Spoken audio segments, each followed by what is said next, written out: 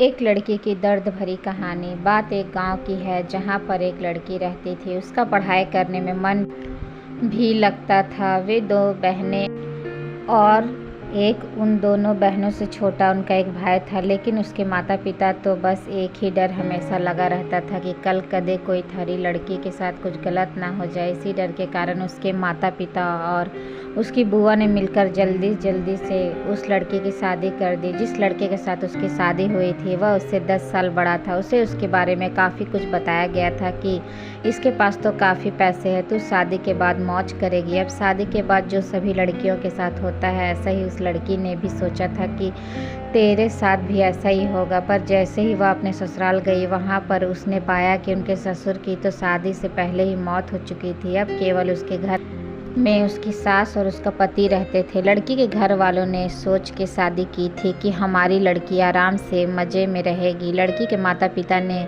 ब्याज पर भी पैसे लेकर उसकी शादी में बढ़ चढ़कर खर्च किया। पर उन्हें क्या पता था कि उन्होंने अपनी लड़की को एक दहेजी घर में बेच दिया था।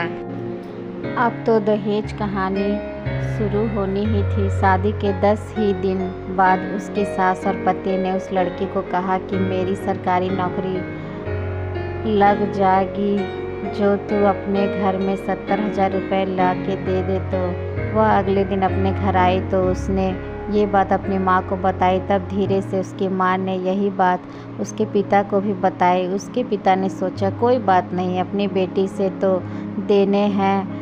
उसके पिता ने कहा कि बेटी ले जा, कोई बात नहीं। अब पैसे लड़के के घर पहुंचाने पर कुछ दिन बाद वे सभी उससे प्यार करने लगे। जैसे ही वे पैसे खत्म हुए तभी उन्होंने अपना गिरगिट की तरह फिर से रूप बदलना शुरू किया। अब की बार तो उनकी हद ही हो गई। वे सभी उसे गंदी और बदचलन कहने लगे। उसको घर से बाहर तक नहीं जाने देते।